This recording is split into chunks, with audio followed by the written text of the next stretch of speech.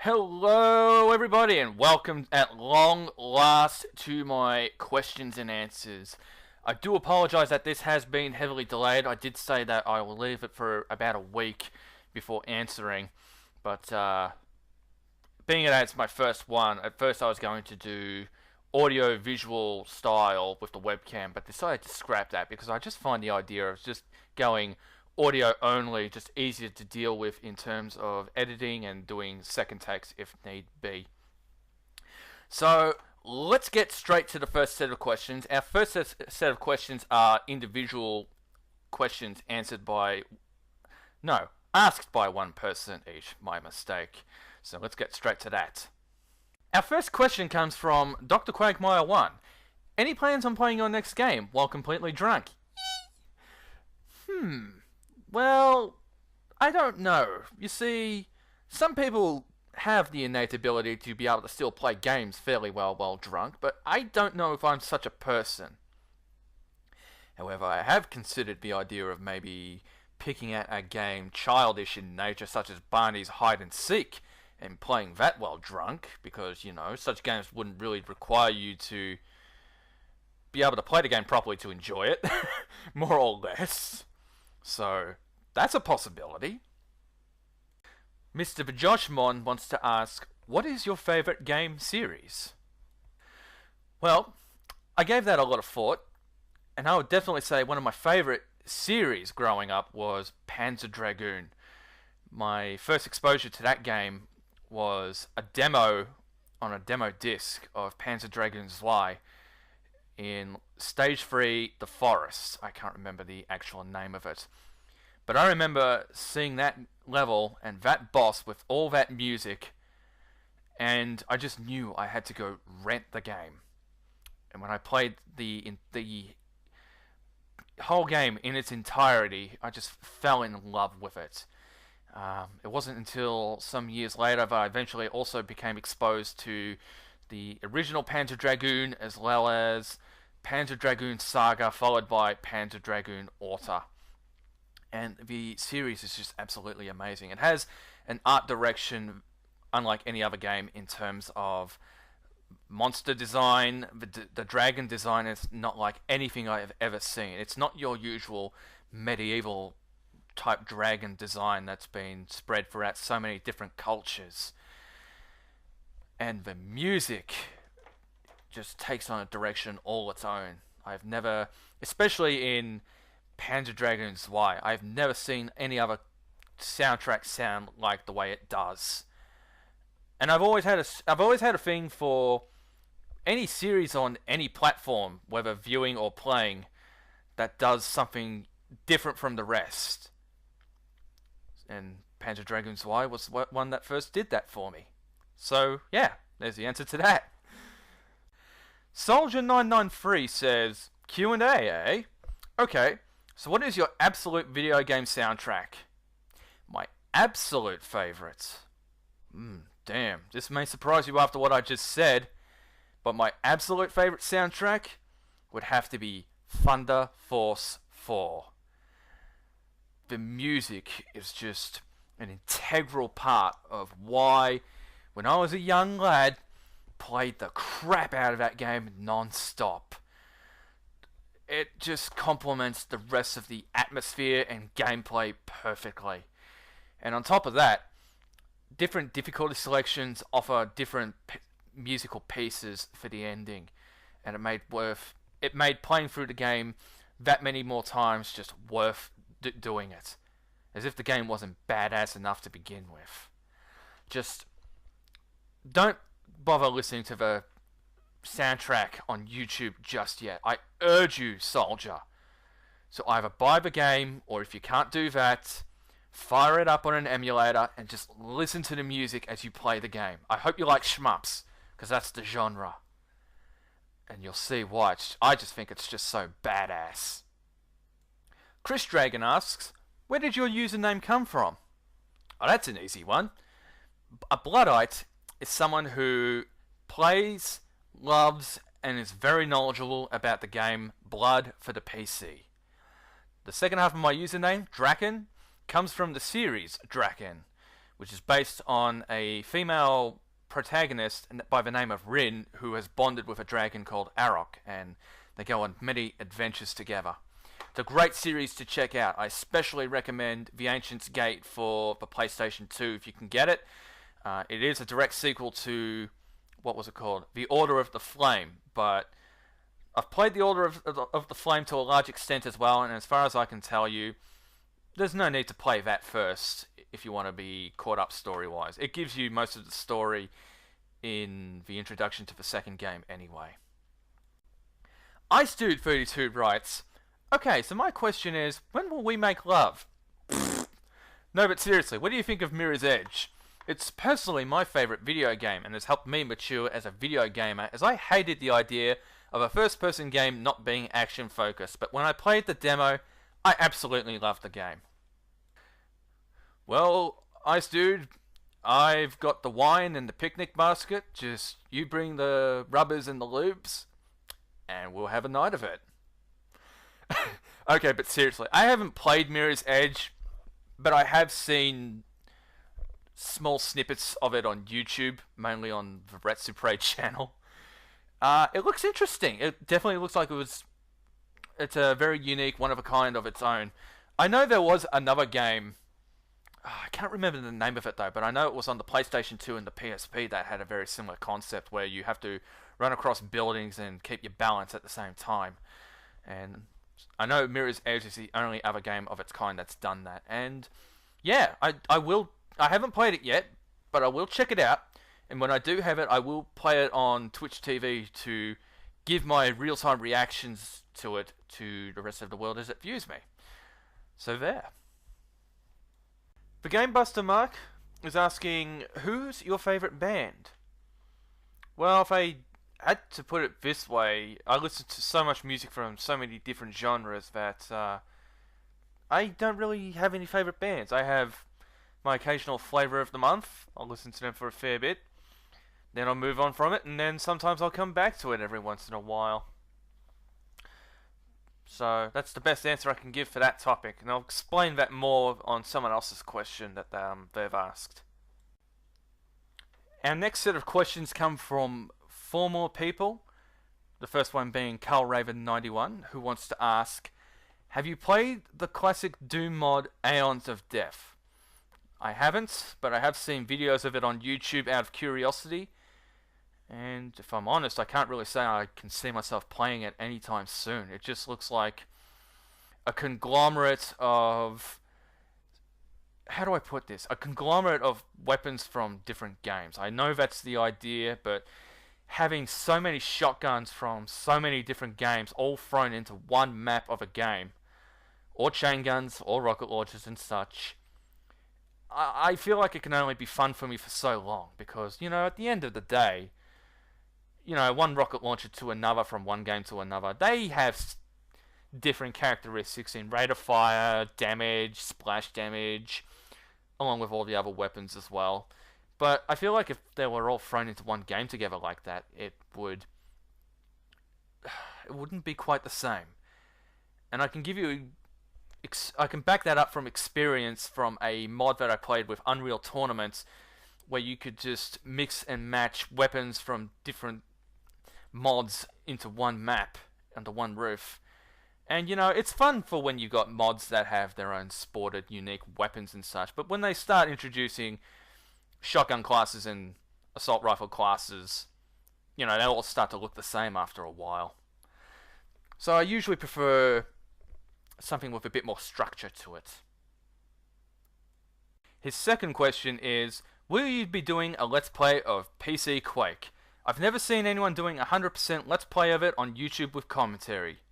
Yes, I will. My main goal is because I want to Let's Play the expansion packs, but I figured it wouldn't really make any sense if I left the original game in the dust as well. So I'll be doing that first, then I'll be doing the expansion packs, but only will I be releasing it when all, I'd estimate 70 plus maps are done. So once it's up and ready, that Quake Let's Play is going to be on YouTube, on my YouTube channel for quite some time, I tell ya. His third question is, which part of Australia are you from? I'm from Melbourne, Victoria, the cultural capital, the food capital, possibly even the musical capital, if you will. Hey, Paul Stanley said so himself when I went to that Kiss concert. That was pretty badass to hear him say that. His fourth question is, what was your first video game? Feels a little unspecific, not to be offensive. I'm not sure if you mean first that I played or first that I owned, so I'm going to answer it in both ways. The first one that I played was Pac-Man for the 2600. That's the earliest, first known game that I remember playing. I know, it's sad, but I didn't know any better at the time. I really wasn't familiar with the arcade scene in my younger years. I didn't become fully familiar with it until, well, my preteen years, basically. I had an arcade experience as a child, but I was more familiar with console gaming and computer gaming more so. So I didn't know that there was a superior version of Pac-Man out there.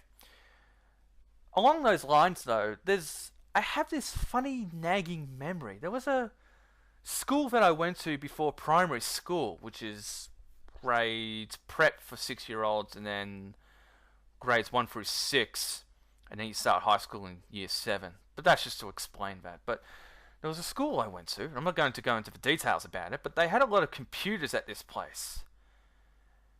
And I remember there was this game that another kid was playing on a computer. I think it was a Pac-Man port. But there was only one ghost. He was rather fat looking. The colors were a little bit off looking. And it moved sluggishly slow altogether.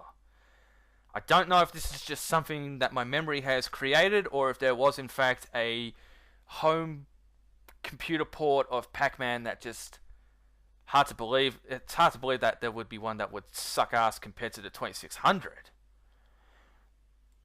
Carl Raven 91's final question is, what inspired your username?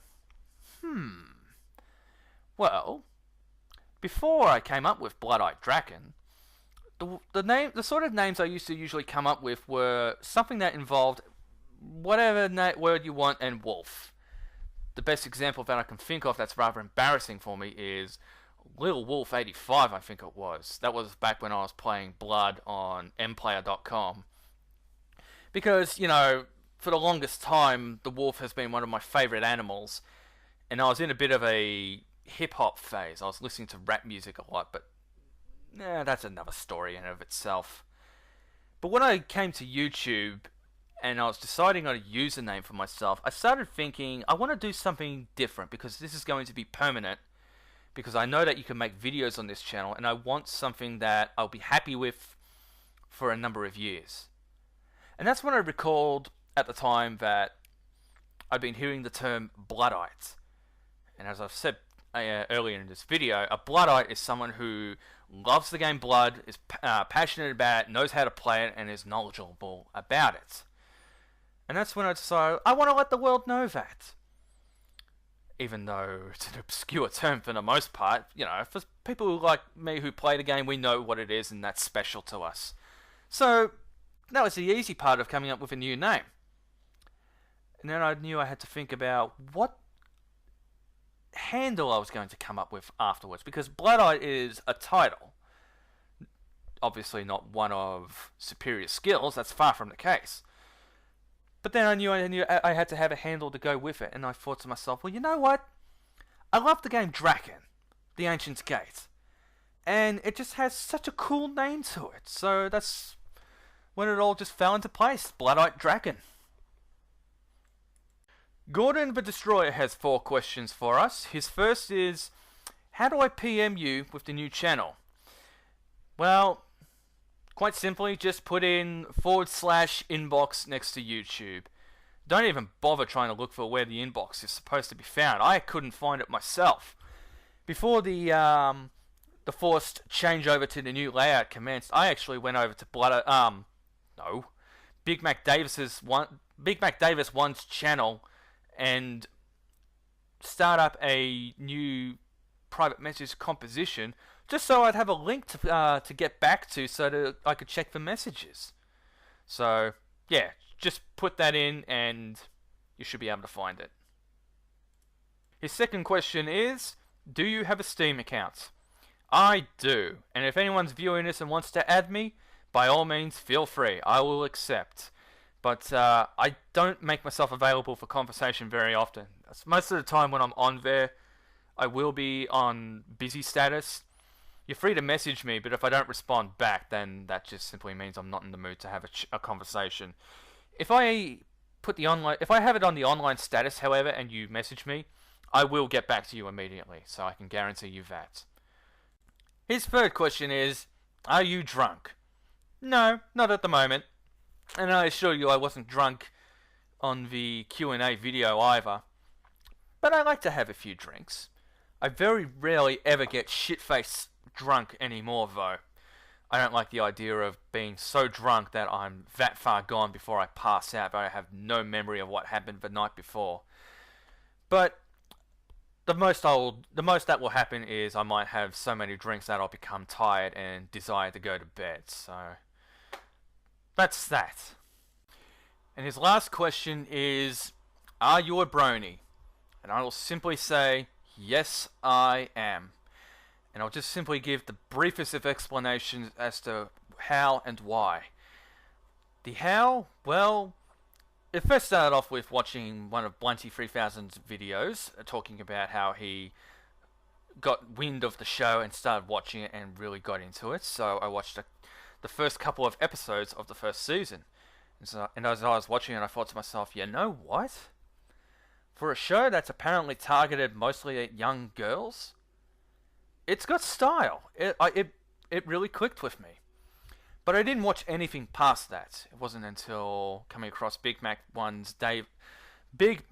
Davis 1's channel. I can never get that set out properly for some reason. Anyway, I came across his channel. That's when I noticed his Pegasus in the cancel-up background for the longest time. And the more I saw it, the more I just looked at it and thought, you know, it's got style. It doesn't come across as girly, even though it's intended for such an audience. Well, the most I can really keep saying is it's got style. And he had a link on his channel to a documentary. I can't remember the name of it, so I'll just put the name down below. But he had a link to that. It's about an hour long, and it basically talked about the history of My Little Pony in general, and then it talked about how Friendship is Magic just gained such an audience. And as I was watching that, I thought to myself more and more, this does look like a good show. And that's when I got back to watching those first couple of episodes. It was based on Nightmare Moon.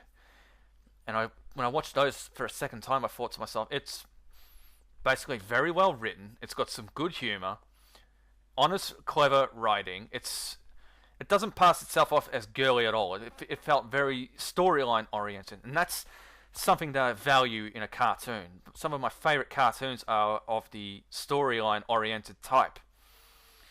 And then I started watching more and more episodes in the first season, watching the character development come about, and I could just feel myself appreciating what it was trying to do, and it did it really well. Plus references. I got some genuine chuckles out of some humorous moments from the show. I honestly recommend at least giving it a look over. It might not be your thing if you watch it, and that's okay. So, that's that answer. I will move on. Sin Protocol wants to ask, why do you suck so much? Well, it's not like I suck as much as you do, is it now? He also wants to ask, why do I die so much? Well, you see, I'm living the same day over and over again. I think they call it Groundhog Day. Every day I wake up, it's always the 13th of June. And I have been having a lot of fun with that day so far. I have been shot, stabbed, hung, burnt, electrocuted. But I guess I won't make it past this day until I eventually find the love of my life. But that won't happen, so I'm going to keep living this day over and over again. He also wants to ask, why do I murder you all the time? Also, that's why. Fine. Probably because I'm better than you, you get jealous, and you keep killing me, and then I keep coming back for more. That's that. Kinnikos Dragon wants to ask 1, 2, 3, 4, 5, 6 questions. Good lord. Will you ever play the shitty maps I played for Unreal that I showed on my previous streams? Yes, I will, and I will even YouTube them. You know why? Because people seem to have this strange desire to see shitty content on YouTube.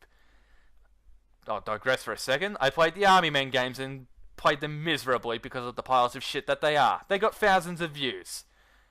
And so forth and so forth. I mean, look at Dame of Coma Black's Crap WOD series. People can't get enough of that. So I think there may be some potential there. His second question is, will we ever play Unreal Tournament 99 or Unreal 1 together in the future? Unreal Tournament 99? Sure! If you can get any mods and mutators to work online, or if you don't mind playing it vanilla, I'll play that with you. As for Unreal 1, well, I'd probably want to play it vanilla for the most part. Or else if you want to use any of your mods or mutators for Unreal 1, we can always certainly wait until I've played Unreal 1 in vanilla form first. So yeah. Do you have any plans to move to North America? Preferably Canada, because the States are not where it's at. Well, from a lot of things that I've been hearing about, yeah, the United States is definitely not where it's at the moment. But no, I have no plans to move to North America at this time. I actually spent about 8 years of my life living in Omaha, Nebraska in the United States. It's had some ups and downs for the most part, but I left walking away from it with some good vibes. So maybe if I can put up with the TSA and the US's other nonsense bullshit, yeah, maybe I might go back there and visit one of these days. I have friends there that I still, well, don't really keep in contact with them, which I should. But eventually. His fourth question is, will you stream, or at least let me have the music files to Dark Vengeance, since you showed you had a box copy of it?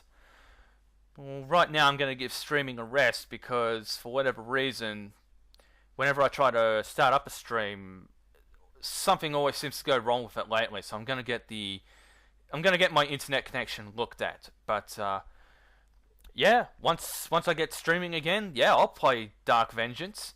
And if you can help me figure out what sort of file formats we're looking at for the music and extract them, yeah, I'll give them to you. It sounds good. And Kinnikos Dragon's fifth question is, do you think I'm a complete psychotic nutcase? Well, I'll start off by saying that I really don't know enough about... I only know so much about mental health that I can't really give you a proper answer to it. But I will say you're definitely a nonconformist. You have very different beliefs that you feel very strongly about. I know that. And you socialize maybe a little bit differently. But I still think that you're an overall very friendly person. I know that you don't exactly exhibit strong likeness towards the human race, but I still see it in you that you like to find and meet, humans that are of good nature, like myself or Rob or Sirius Cacodemon. So, I look, for the most part, to basically sum it up this way, I don't know enough about mental health to know if to answer that properly, but I do say that you definitely do think very different to everyone else, and that's not a bad thing. His sixth question is, do I make shitty mods to complement equally shitty maps? Well, the only mod that I know that you're actively making at the moment is that GoldenEye mod. Rep 5281 has two separate questions in two separate comments. One is, why are you so cool and such a handsome devil? What's your secret? My secret was taking Duke Nukem's advice. I took my pills, vitamins, every day, and I grew up to be as awesome as him. So yeah. In all seriousness, what's your favorite PC game of all time? Ooh, that's a hard one to answer. I would have to say it's a strong toss-up between three titles: Ken's Labyrinth, Blood, and the original EGA Leisure Suit Larry Land of the Lounge Lizards. Because each, from my past experiences, each of those three games has just had a bit of an impact on me, between having the sense of humor that they have, the unique design that they exhibit. It's hard to choose, if I had to be honest. But I guess I have to pick something. I'm going to go with Blood. Because no other game that I've ever Let's Played has had me working on so feverishly and perfecting like crazy. So given that I'm giving Blood that sort of treatment, especially after that last shoddy Let's Play that I was uploading a couple of years ago, I think it's definitely safe to say that's that game. Evil Weaverloid wants to ask, which game inspired you the most and why? Well, these aren't my first games that I played, that's for sure. I think it was pretty much Atari games that I was playing first. As I mentioned, one of them was Pac-Man for the 2600. And you know, they were fun and all, but it wasn't until I can't remember if we rented a Master System or not. But I remember my brother got one for his birthday eventually. And we got Sonic the Hedgehog on the Master System with it. And it's like suddenly I was watching gaming evolve in front of me. You know, my previous experience had been how do I put this? A pixelated mess on the screen. Very basic and primitive. Suddenly you had music. You had backgrounds that could tell you what kind of place you were in. You had a character. There were goals in mind, an ending to accomplish. And there were other games along this inspiration as well, such as Wonder Boy and Wonder Boy 3, The Dragon's Trap, where games just felt more alive than they ever could have on the Atari 2600. I still love that system. I've got a couple of PlayStation 2 CDs with compilations of those sorts of games, and I will be doing playthroughs of them in the future. But my point is, the Master System was the first system that I saw that showed me how an evolving video game industry could open up new worlds for you to play. So, Sonic the Hedgehog I'll go with.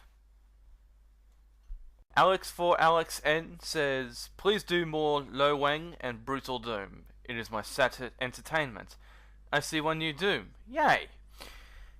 And originally I was going to reply to him and say that it wasn't a proper question to say something else and ask.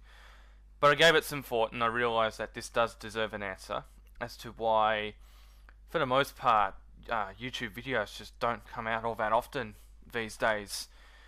And first of all, I just want to say that I do appreciate your support. You have been showing that here and there and through all the videos that I've been uploading.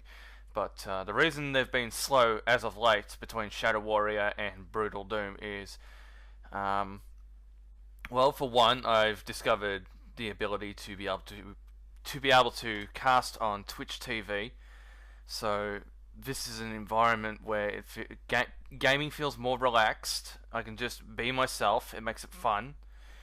And regarding Brutal Doom 2, I have to fess up, I actually don't really understand and know all the secrets in that game quite as well as I should have when going in. So I've got plans to play that game on the cast back to back, looking for secrets, and if anyone wants to help participate and show me where all the secrets are found, that would be great. But on another similar note, I just essentially don't find making and uploading videos for YouTube as much fun as I used to, even though I still do it. I still enjoy it.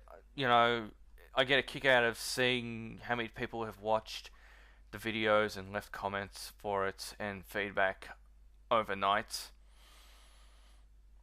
But there were times when I used to do that, and looking at the statistics for my work felt more important to me than the content itself, because it always seemed like at first that I would put up content and without fail it would get at least triple digit views, like something from 100 to 1,000 views, give or take whatever content I was putting up. Army Man even got thousands of views for the first couple of videos, and then hundreds upon that afterwards. But then there came a point in my YouTubing life that I put up videos and there'd be barely anything to show for it. Like, the absolute minimum I would be getting is 30 views and nothing else. No comments, no thumbs up. And I would start looking at that and think, this isn't what I wanted.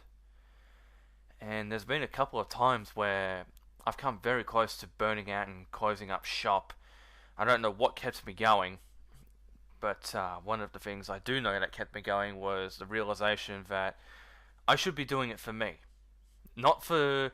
Of course you need an audience to make YouTube videos, otherwise there's no point in doing it, but you got to put yourself first.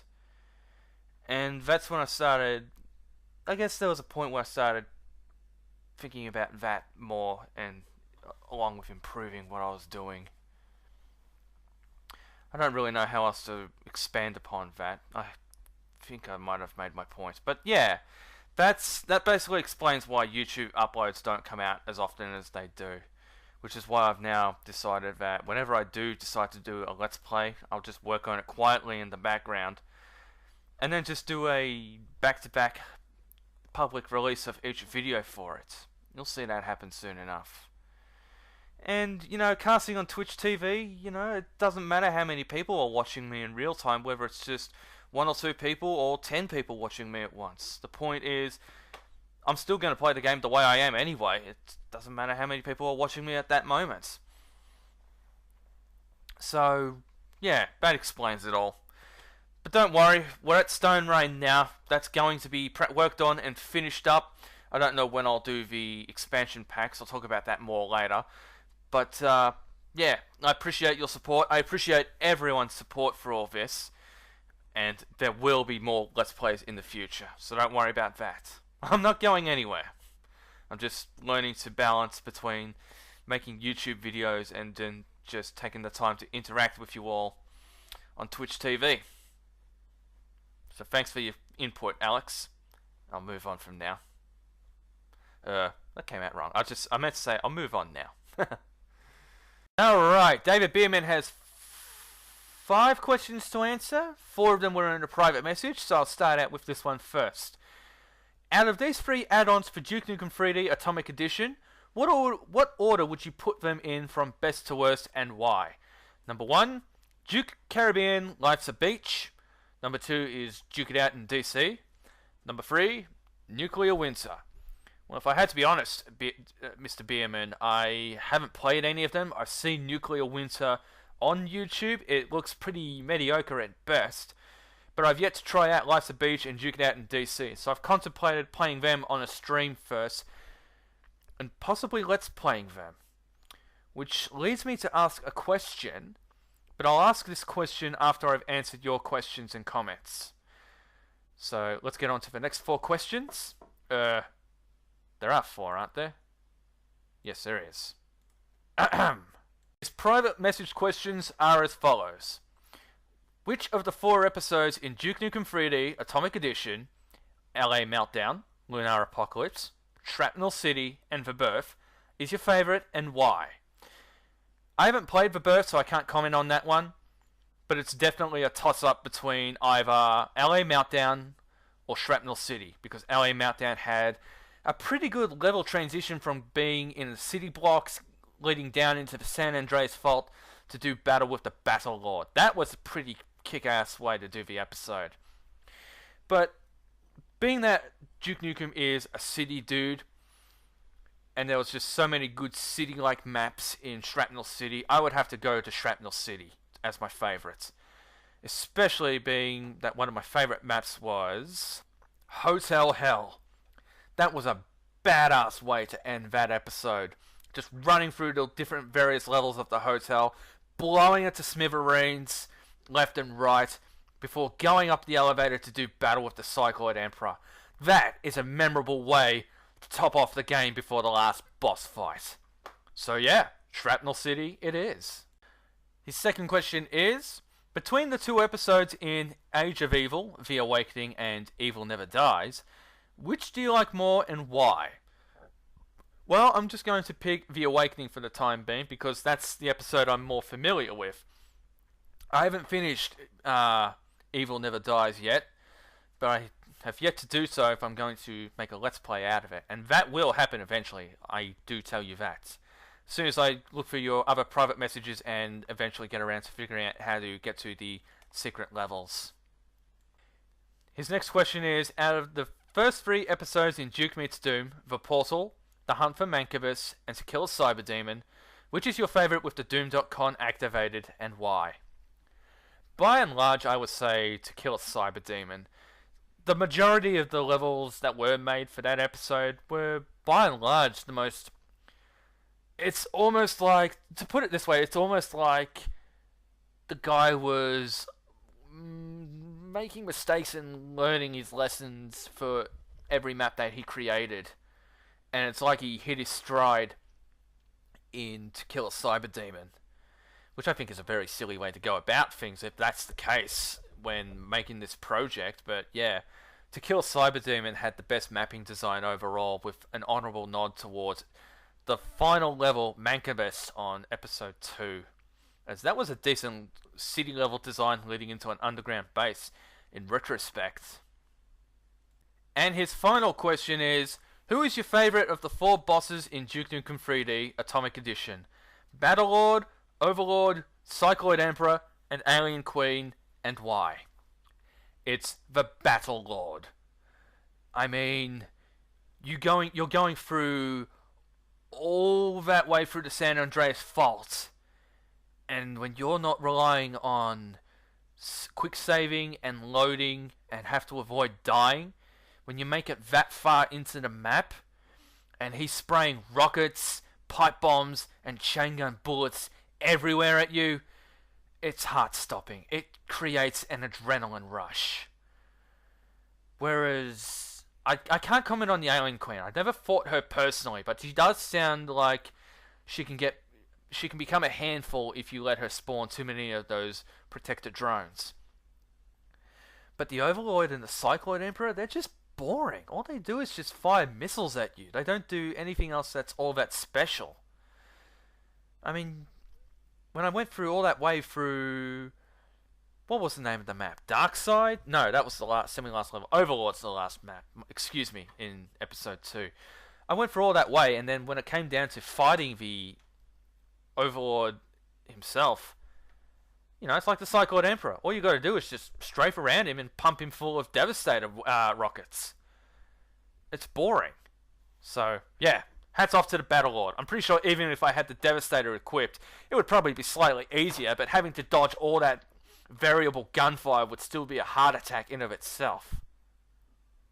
Big Mac Davis has 5 questions he wants to ask. His first is, what sort of game consoles do you own?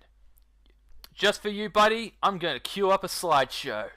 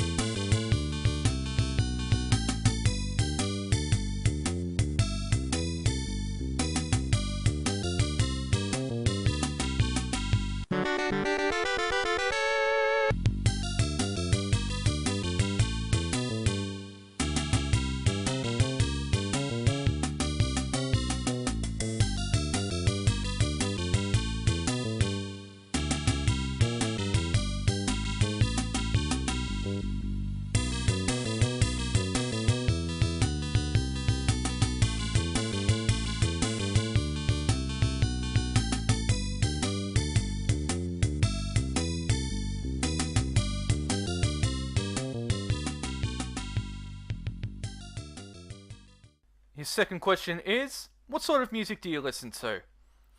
Just about everything.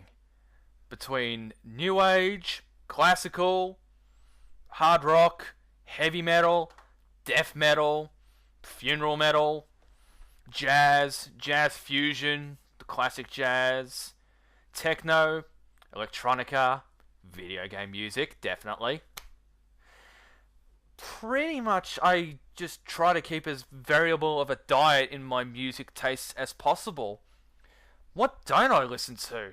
Pretty much mainstream bubblegum pop music and country music's definitely not my thing either. I respect that as real music, it's just not for me.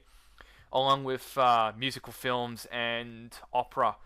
They're real music to me, but they're just not for me. As opposed to today's mainstream bubblegum pop music, which to me is just... I'm on a tangent here, I know, but as far as I'm concerned, that's just a demonstration of how the music industry has officially collapsed. I know people are going to say, yeah, but we've still got the classic rock artists still touring on concerts, and there's places you can look for good music. And that's true. I agree with that. But look at the 70s, look at the 50s, 60s, 70s, 80s, and 90s. A lot of the mainstream music that you were advertised to was good. That doesn't happen these days. So, that's what I don't listen to. But otherwise, yeah. As many genres as possible that sound like real good music to me. I hope that answers your question. His third question is, what's your favourite food and drink? My favourite food would have to be fish and chips. Ain't nothing like battered flake or grilled blue grenadier to go with some fried chips, some beautiful potato cakes that are fluffy on the inside and crispy on the out, steamed dim sims with soy sauce. I don't eat that stuff every day, but when you order it with other people to eat, it tastes great. And, as far as I'm concerned, fish and chip shops, they make far fucking better burgers than McDonald's and Burger King. Offense to anyone who eats that stuff and likes it. I don't care. As for my favourite drink, well, I guess if I had to put it this way, I rather do enjoy my alcohol for the most part, and I make sure to enjoy it responsibly. But I'll expand on the alcohol question when someone else asks it. His fourth question is, how old are you? I have been blessed to be able to live on this planet by Mother Nature for the last 28 years. I'm hoping to make it out to maybe 70, and anywhere past that would be a bonus. Especially since, like you, I'm not a very active person. I'm a sit-down kind of guy. But I'm happy, and I'm hoping that happiness will help me live out for a good number of years. And his fifth question is, thank you for all your inspiring comments. I just wanted to say, you're welcome, mate. You gave me a bit of an eye-opener on a cartoon that I would otherwise never have watched ever again. And you just make some of the most amazing videos on your channel. So just keep it up, mate. You do good work. Baroness Stuff wants to ask, why haven't you played through Resident Evil yet, Draken? Why haven't you played through Resident Evil? No, really. Okay, seriously. Number one, see above. Alright, I'll put it this way. I have wanted to do Resident Evil for the channel, but there has been a bit of a lacking in motivation. Largely because I don't know the games personally very well. I mean, I do know them, but as far as playing them very well, I've yet to get good at them. And I've yet to practice them. So I'm not familiar enough to be able to play the game properly enough and make good commentary on it. So this is one of the reasons why I need to stop saying, oh yes, I'm going to play this game on my channel and I'm going to play that game on my channel, because I'm starting to realize more and more that sometimes I'm not going to follow through with that shit. So I really shouldn't make it a habit of announcing what games I want to play on the channel, because sometimes it just won't happen. So my apologies. I know I've been saying that I wanted to do that on my channel, but I haven't. I will play it on Twitch TV first to be able to get the hang of it and familiarize myself with it. I have watched Kikoski's Let's Play of the first game and Necroscope 86's Let's Play of Resident Evil 2 as well. But that's not the same thing as actually playing the game and examining it for yourself. So I have to do that first. And I'd like to do that in front of an audience before following through with YouTube. Don't worry, it will happen. It will happen. His second question is, what's the worst game you've ever played a physical copy of? Oh boy. Boy, was I in for a rude awakening when I played this one. I was at a computer store. I don't remember which one. And I saw a bargain bin section. And I just wanted to pick up a game and buy it and play it just for the sake of doing it. So I saw this Vietnam first-person shooter. I don't remember how much it was. I think it couldn't have been any more than $10 or $15 maybe. And I thought, well, alright, I've got money to burn. It's cheap as hell. What could possibly go wrong? So I installed it in the machine later that day and played it.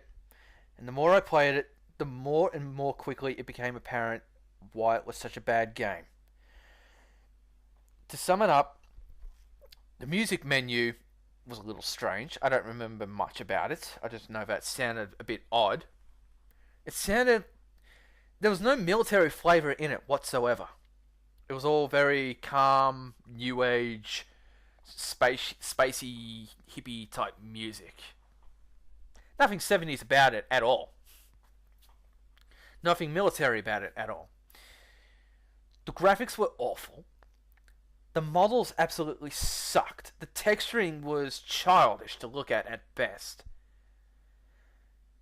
And there was like a moment where the lighting was awful as well. I mean, there was like a moment that what looked like I was traveling down some red tunnel, but my guy's arm and gun stayed the same default color. And the mouse was shaky as hell. It was like playing as a dude with Parkinson's disease. And this was a decent mouse too. This was not a mouse that was broken or breaking down or anything like that. And to top it off, it would be like if a bad guy caught you in his sights, you were dead. There was no fighting back at all. You had to know where they were and get the jump on them first, and that wasn't easy. And I think this is all vague now. I don't remember how long I played it for, but it was pretty much on the same day. But I said, you know what, fuck this game, and I threw it out. I think an honourable mention would have to go towards a video game port of the movie Underworld. Yeah, that was bad. Fucking figure that one out.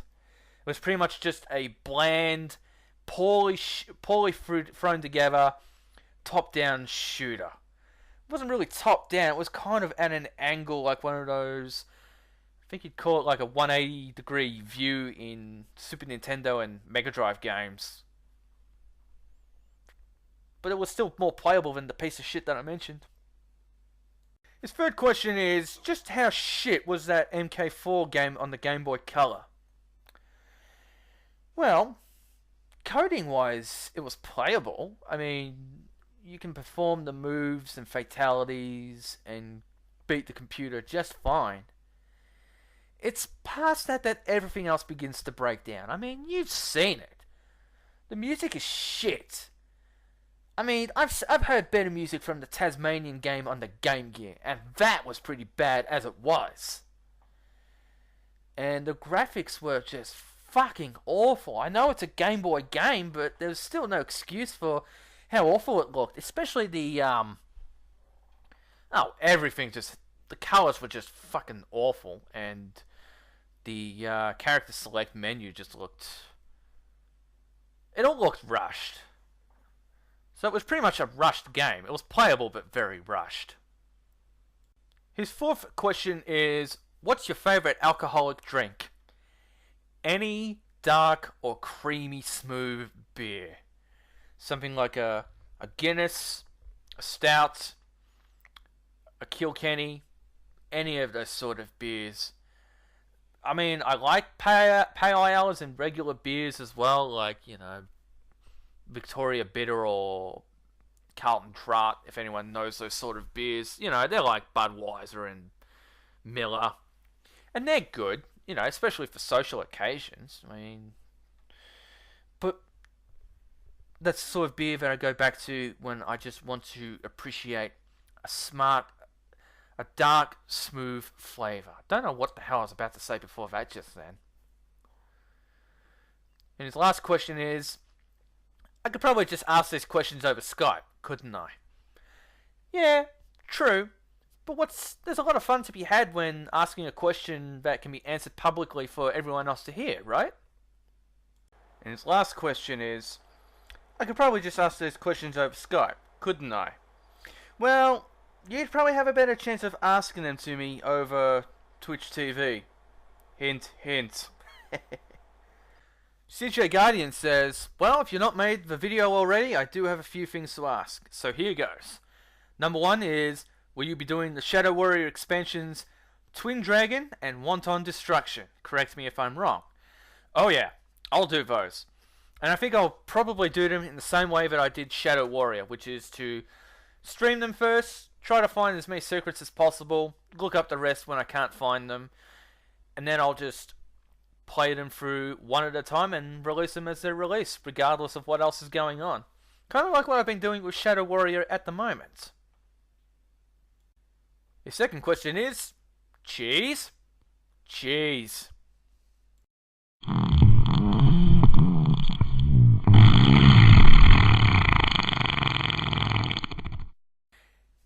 Three and 4 are tied together as one question. What was the first game you played, if you can remember, as a tie-in filler, and for what platform? Yeah, I mentioned it already, but it was pretty much Pac-Man for the 2600, the earliest that I can first remember playing. It is a pretty bad game, looking back on it in retrospect, but it's certainly not the worst first game that a person could have. I hope. And his last question is, melon? Hey, you want melons? We've got them.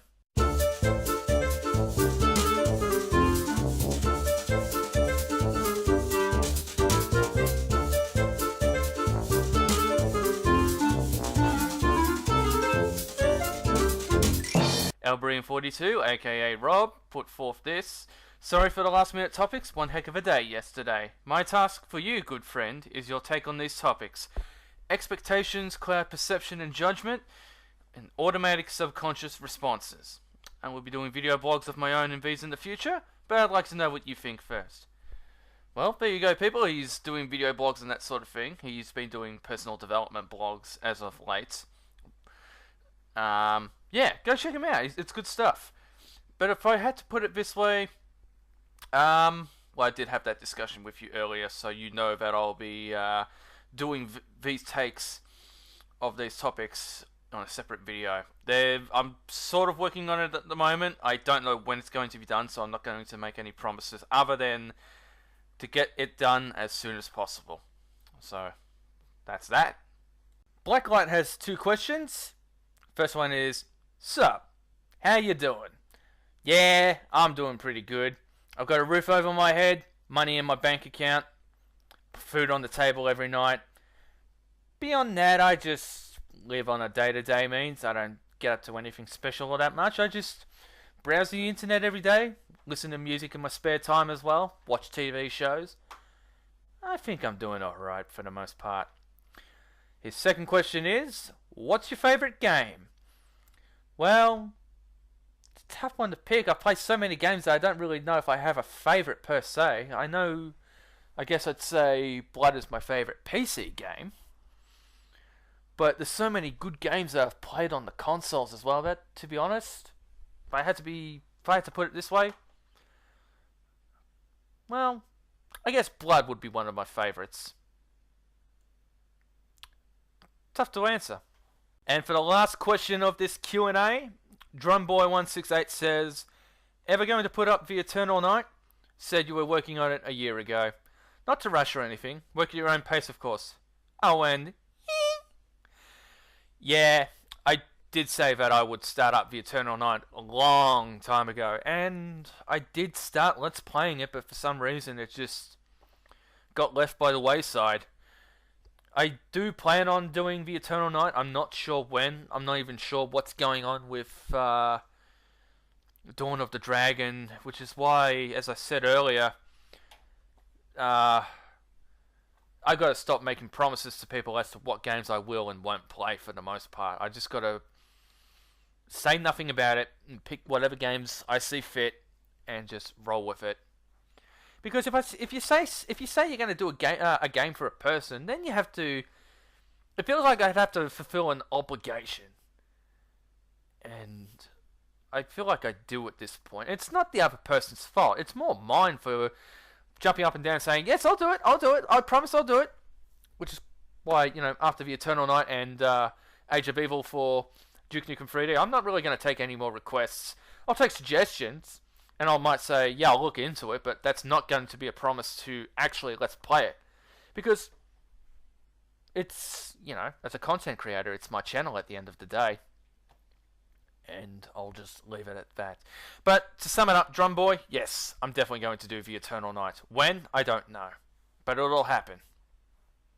Okay, that's it for the Q&A. Thank you everyone for participating, and I hope you all enjoyed your answers.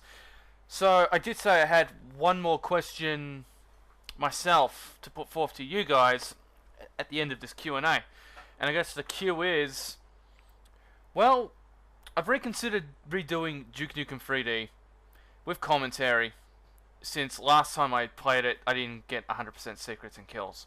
So I thought, see what you guys think. Yeah, that's about it. I'll see you guys later. Bye.